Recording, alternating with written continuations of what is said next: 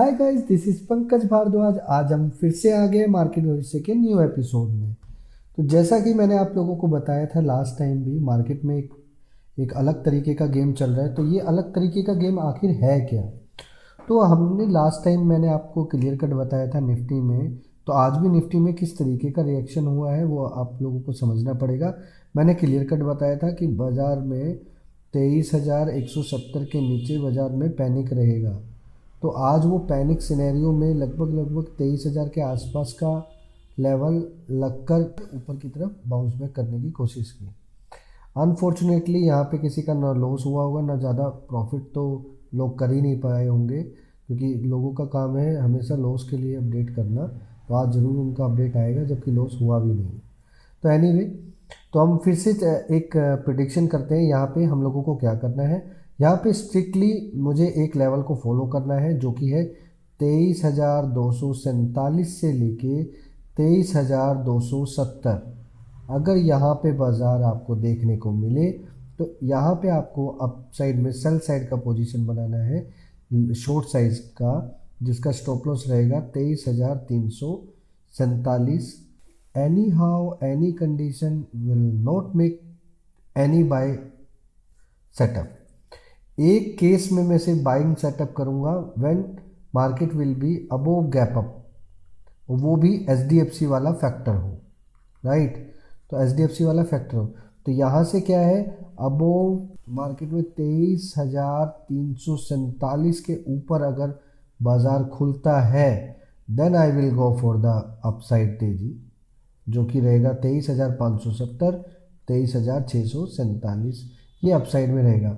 लेकिन इसका एक ही कंडीशन है, जब अगर मार्केट एचडीएफसी वाले फैक्टर को लेके मार्केट गैप अप ओपन हो जाए। अब सवाल ये उठता है लोअर साइड का प्रोटेक्शन क्या है। लोअर साइड में अभी भी वही प्रोटेक्शन है, 23,147 के नीचे अगर बाजार रुकता है, then we will see the panic move. हमें पैनिक मूव देखने को मिलेगी, जो कि रहेगा पैनिक मूव लगभग लगभग 22,870 और 22,770 के आसपास तक। तो ये लेवल आपको नीचे की साइड में देखने को मिलेंगे। अभी क्या है, आप लोगों ने बैंक निफ्टी में भी मूवमेंट देख लिया है, निफ्टी में भी मूवमेंट देख लिया है आज का। तो बैंक निफ्टी में भी जाकर समझते हैं कि किस तरीके से है। बैंक निफ्टी में क्लियर कट डायरेक्शन वो क्या दे रहा है, सही टाइम पर आप लोगों को वो क्या बोल रहा है। ये जो पॉइंट आज जो सही लेवल से रिवर्स लेकर गया है, इससे क्लियर कट इंडिकेशन है कि मार्केट में ऊपर से भी किसी सही लेवल से रिवर्सल हो सकता है। यहाँ पे भी मैं वही चीज़ कहूँगा, अपसाइड में अगर आपको देखने को मिले 49,256 के आसपास लेवल, तो आप वहाँ पे अपसाइड में ट्राई करना 49,456 तक के लेवल के बीच में ट्राई करना शॉर्ट साइज का। ये शॉर्ट साइज सिर्फ और सिर्फ इसी वीक के लिए वैलिड रहेगा, क्योंकि अगले वीक में बजट वाली चाल जरूर लेगा। मार्केट ने अभी तक प्री बजट रैली स्टार्ट नहीं की है, हो सकता है लास्ट वीक में ये सब किया जाए। तो अभी आप लोगों को क्या करना है, अपसाइड में ये जो ऊपर में 49,256 है, यहाँ से लेके 456 तक की रेंज में आपने लॉन्ग साइड के लिए प्लानिंग करना है। एक ये लेवल, एक ये लेवल, बाजार इस लेवल पे आएगा और आप लोगों ने यहाँ पे शॉर्ट साइड का पोजीशन को क्रिएट करना है।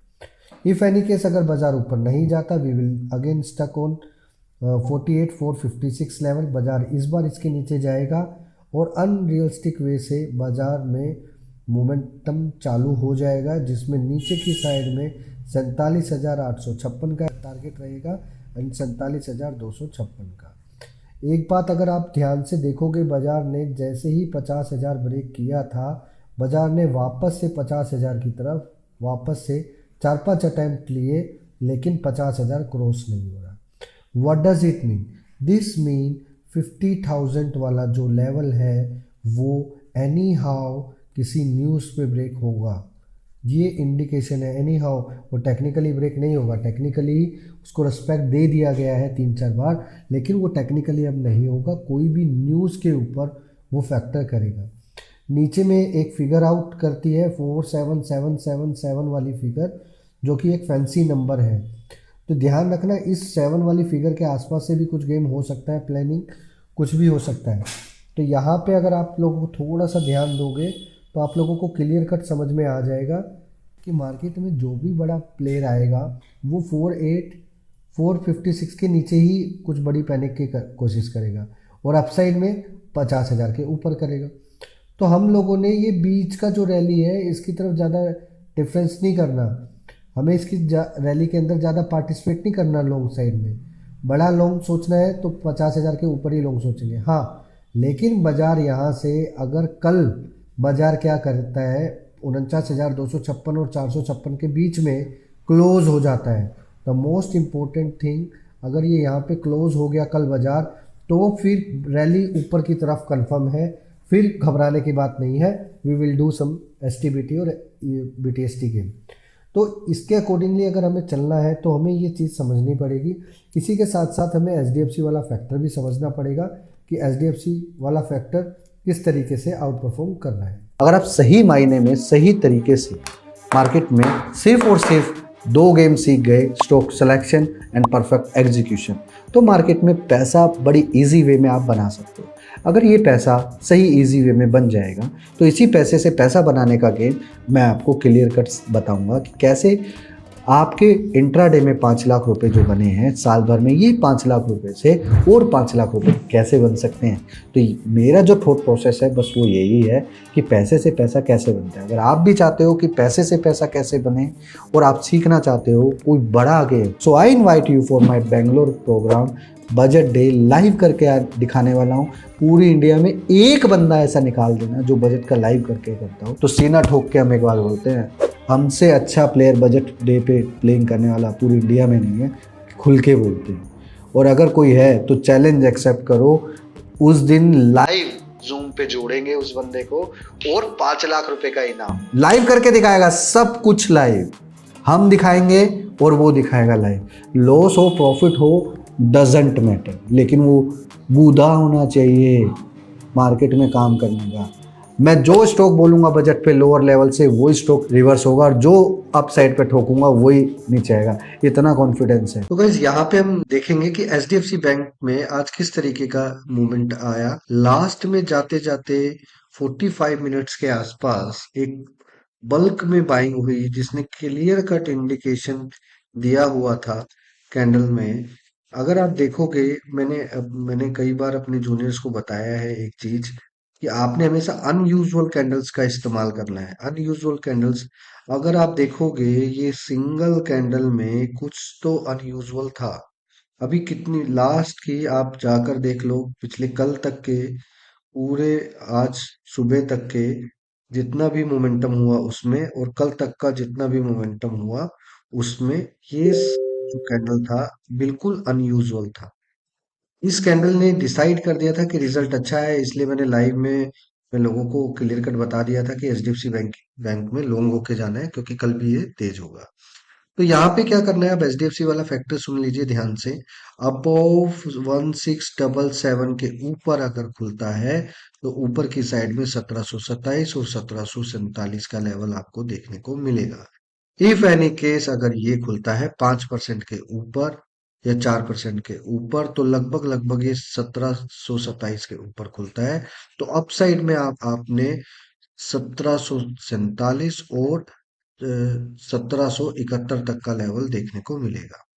अगर ये जैसा मैंने बोला है उस तरीके से रिजल्ट बेस्ड स्ट्रेटजी अगर हो जाता है तो इससे क्लियर कट एक चीज समझ में आ जाएगी कि बैंक निफ्टी जिस चीज का वेट कर रही थी और मार्केट जिस चीज का वेट कर रही थी वो ट्रिगर यही था।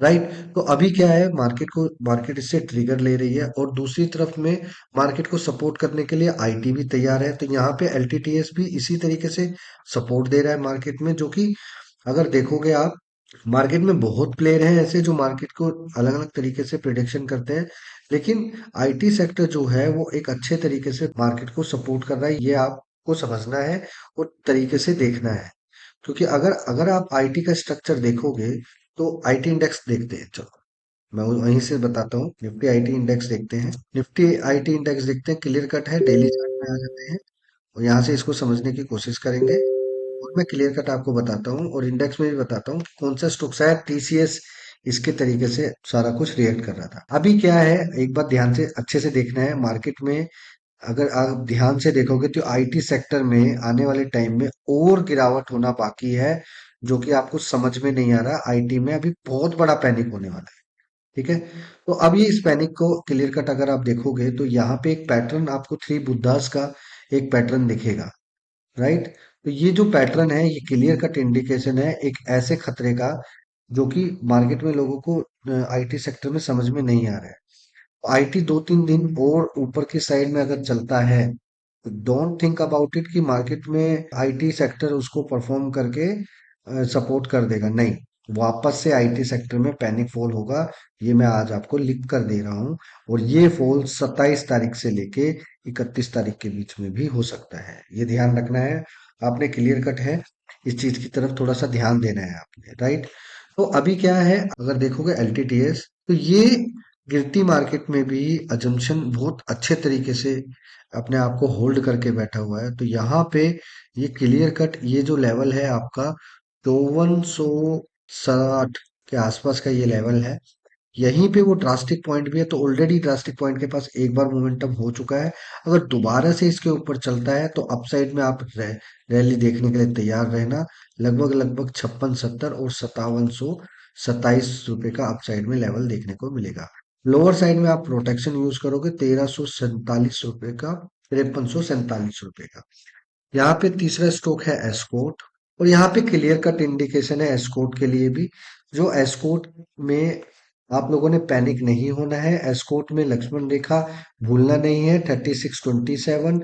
अगर ये लक्ष्मण रेखा ब्रेक होता है तो अपसाइड में आपको देखने को मिलेगा 3770 एंड 3827 का। लोअर साइड में प्रोटेक्शन आप यूज करोगे 3570 का। तो ध्यान रखना आज का जो क्लोजिंग है वो क्रूशियल लेवल है। अपसाइड में चलता है तो बाजार अपसाइड में ऊपर की तरफ आपको बहुत कुछ देखने को मिलेगा। यहाँ पे आप लोगों को समझना चाहिए, अभी जो मैं अभी आप बताने जा रहा हूँ उसको ध्यान से देखना। ये एक ऐसा संकेत है कि मार्केट में बाजार नीचे की तरफ खींचे। आज पॉलीकैब का रिजल्ट आया गाइस। तो पॉलीकैब के रिजल्ट में बहुत अच्छा प्ले किया। अनफॉर्चुनेटली आज मेरा क्लास था तो मुझे जाना पड़ा, क्योंकि मैं भी छोटा मोटा क्लास लेता रहता हूँ। टेक्नोलॉजी बेस्ड क्लास ले रहा हूँ मैं अभी फिलहाल। तो ये क्या है, रिजल्ट आने के बाद अचानक से इस तरीके का मूव हुआ। And what does it mean? It means market में ये मेरे एक लॉजिक है, नंबर है कुछ, मैं इसका नाम भूल जाता हूँ हमेशा, तो अपनी डायरी में से निकाल कर लाऊंगा। तो ये इसको बोलते हैं रेंज एक्सपेंशन का एक सिस्टम, बोलते हैं रेंज एक्सपेंशन का सिस्टम। तो जब कभी आप अगर देखोगे कि बॉडी का ट्वाइस अगर वीक होता है तो इसका मतलब रेंज एक्सपेंशन करने का वो तरीका दिया है। कुछ लोग इसको बोलेंगे बाइंग का प्रेशर है, क्योंकि ये नीचे से आया है। लेकिन वो लोग ये भूल जाते हैं जो नीचे से जबरदस्ती पैनिक किया गया है, लोगों को जिन्होंने बेचा है उनको पैनिक है, जबरदस्ती ऊपर तक लेकर आए हैं, वापस से मार्केट को नीचे लेकर आया जाएगा।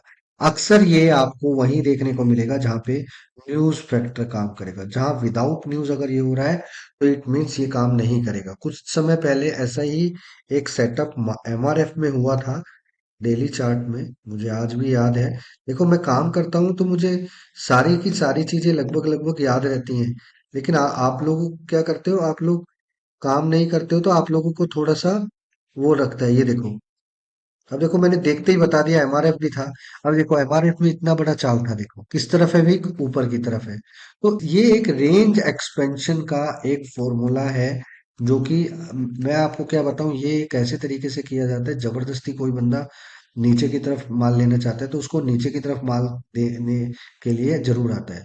तो वापस से क्या करता है कोई बंदा, वापस से दूसरी टीम उसको वापस से जब कवर आउट करना स्टार्ट करती है तो वो इस तरीके से मैं रेंज एक्सपेंस हो जाता है। तो ये आप लोगों को ये चीज समझनी चाहिए। देखो इसी तरीके का खेल मैंने कल आपको, परसों आपको उसमें भी बताया था आईआरएफसी में। अगर आप देखोगे एचडीएफसी में भी रिजल्ट आने के बाद इसी तरीके का एक खेल हुआ था। अब ये आपको ये खेल अगर देखना है, सीखना है, तो ये खेल को आपको अच्छे से समझना पड़ेगा। और ये खेल का एक निराला सा सिस्टम है। अभी देखो सारी कैंडल्स में ये कैंडल्स अनयूजुअल था, आपका ग्रीन वाला ये बिल्कुल टॉप पर क्लोज हुआ है। इसका मतलब क्या है, इसका मतलब भी कुछ होता है। आज इसके बाद किसका रिजल्ट आया, टाटा कम्युनिकेशन का। ठीक है, लेट्स सी कि टाटा कम्युनिकेशन में किस तरीके का रिएक्शन था। टाटा कम्युनिकेशन में किस तरीके का रिएक्शन था वो आप अपनी आंखों से देख लो। इस वाले सिस्टम में और उस वाले सिस्टम में अंतर है। लेकिन फिर भी लोग क्या करते हैं कि इसके अकॉर्डिंगली उसको करने की कोशिश करते हैं, जहां जब तक कि फिर भी वो पास हो जाता है। क्यों? क्योंकि लोगों का जो सिनेरियो होता है वो यही होता है कि इसको देख के वो लोग करना स्टार्ट करते हैं।